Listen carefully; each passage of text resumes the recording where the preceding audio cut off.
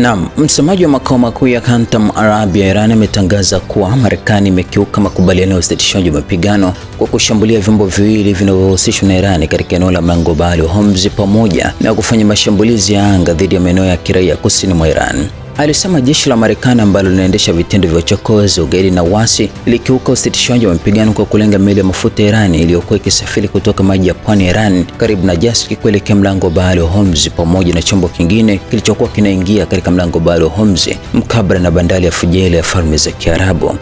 Kwa mujibu wa msemaji huyo, Marekani pia ilianzisha mashambulizi ya anga kwa ushirikiano wa baadhi ya mataifa eneo hilo dhidi ya maeneo ya kiraia katika ukanda wa pwani wa bandari ya Hamid, Sirik na kisiwa cha Qashm.